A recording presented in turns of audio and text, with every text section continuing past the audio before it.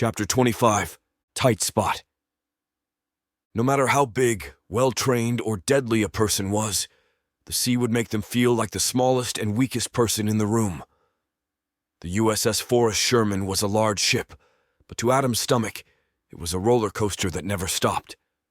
It had been days since he enjoyed a real meal without it racing out of his stomach with impressive speed.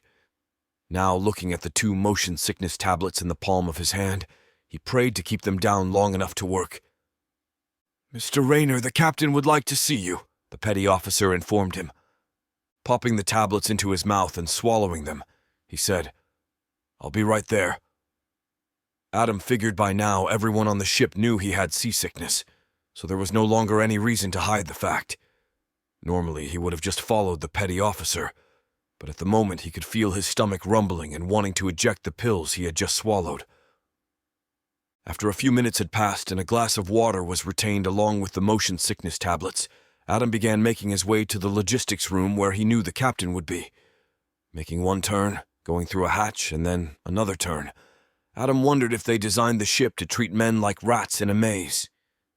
At times he believed that at any minute he would make a turn down yet another corridor and find a block of cheese waiting for him. Somehow he was always able to get where he needed to be, and this time, unlike the many times before, he was happy for the extra time wandering around bouncing off walls.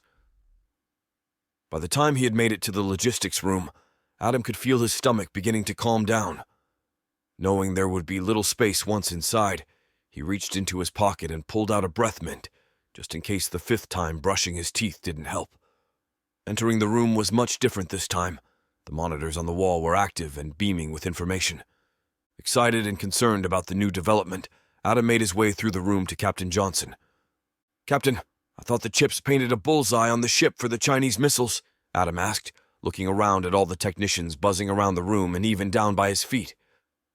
Johnson finished looking over papers that had been given to him by a technician, one that was obviously not part of the Sherman's crew.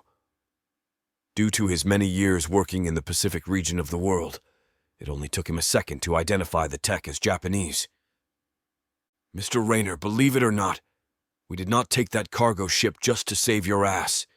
It contained the supplies we desperately needed to insulate, and in some cases replace the sabotaged parts. Though I do not know the specifics of what our allies here are doing, I have complete faith they want to stop China the same as we do." Captain Johnson spoke without taking his focus from the papers that were constantly being handed to him, while trying to make sense of everything that was happening in the room as the monitors displayed updated information. Adam listened to the radio operators on the far end of the room. Each of the operators received information along internal phone lines from the radio room, and the information was non-stop. Unable to make out what they were saying due to all the activity in the room, he decided it was time to find out why he had been called. "The petty officer said you wanted to see me." Before replying, Johnson pressed a few keys on a keyboard, and the monitor close by changed to a map of the Korean peninsula. Assuming Adam knew what he was looking at, the captain began, "We do not have satellite communications yet. Most of what we are receiving is being retransmitted from shore. From the reports, there are anywhere from 10 to 20,000 of our soldiers holding about 100 square miles around Busan. It is difficult to get a hard number. What I need from you is information on the area and possible supplies. They are running low, and they have been in retreat for over a month now. Their backs are literally to the water." Adam thought hard about the many years of operations he had conducted in the region, and nothing useful came to mind. Though he knew of many ammunition, fuel, and various other supply depots, none of them were even remotely in reach of the Americans still on the peninsula. The more he thought about the situation, the more he felt the need to get to land. On board this ship, his skill provided no use, but on land, he could work magic. "Captain, I do know of a few areas, but none in the area they are located. However, get me there, and my knowledge can be of some use." "That is out of the question, Mr. Rayner. I might as well execute you now. It would be the same as letting you go ashore," Johnson stated, without even considering his request. Adam knew he was going with or without Johnson's permission. "Sir, I am a ground guy. With my knowledge, maybe they will be able to last a little longer. "Might I also remind you that being on board a Navy ship doesn't mean you're safe," he said, pointing to the post-its on a map listing the names of all the ships that had been destroyed, many within a matter of a few seconds. Johnson understood the point all too well, having seen one of the aircraft carriers and its crew of almost 6,000 vanish from the surface of the ocean before his eyes. He also knew that it was truly a moment that would haunt him to his last breath. "You're correct, Mr. Rayner." "Petty officer!" Johnson called out, and within seconds one was standing facing him. "Petty officer, escort this man to the armory and ensure he is on the next chopper. I assume you are ready to leave, Mr. Rayner. After all, it would end your sickness." Adam could see the petty officer begin developing a smirk, one that quickly vanished soon as they made eye contact. "Yes, Captain," Adam answered, staring at the petty officer, daring him to laugh. Handing the papers in his hands over to one of the technicians, Johnson looked directly at Adam. "The reports coming in are not good, not one out of thousands. There is heavy fighting and you may not even make it to land. I ask you one last time, do you still want to go?" There was no question in Adam's mind of what he was going to do.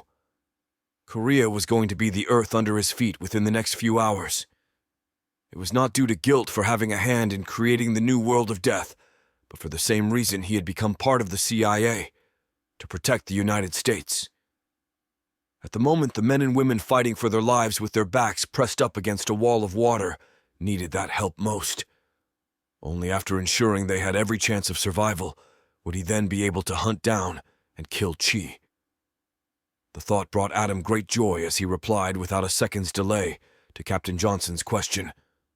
"Yes." Seeing an almost joyful expression on Adam's face, Johnson was convinced there was no talking him out of it. "Very well, Mr. Rayner. The chopper will take you from here to the supply ship we found you on, and then to Busan as they fly in with supplies and bring out wounded. Any questions?" Wanting to get moving, Adam answered, "No, sir, and thanks for the help." Then he looked over to the petty officer before turning to walk out, making sure he knew it was time to go. What Adam had thought would be a quick journey to Busan turned into an all-day event.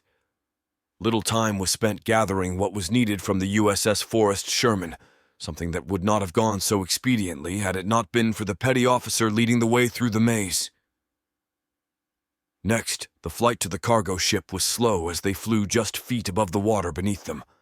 At least that was the way it looked to Adam while pulling another motion sickness tablet from his pocket. Once aboard the cargo ship, he could not believe the number of wounded they had already brought on board, or the number of burials at sea he witnessed. After just a few hours waiting for the next chopper to arrive, Adam thought if he spent much longer on the ship, he too would be thrown over the side to a watery grave. "How the hell do they have so many on board when so many are buried at sea?"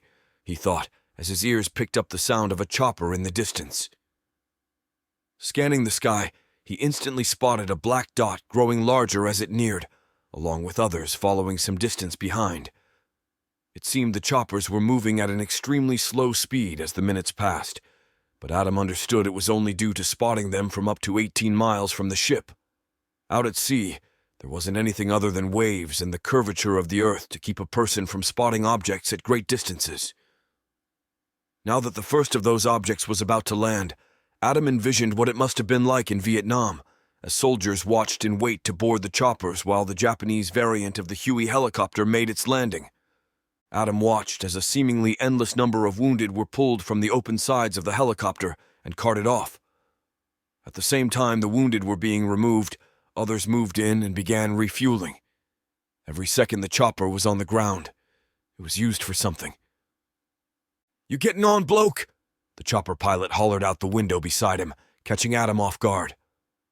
"Australian," Adam thought, taking another look at the big red circle painted on the chopper representing the Japanese military. "Not the strangest thing I have seen," Adam said, stepping up onto the chopper and paying close attention to his foot placement so as not to slip on the blood-covered metal. "Chalkers?" the pilot asked the fueling team as they began pulling back their tanks and other gear.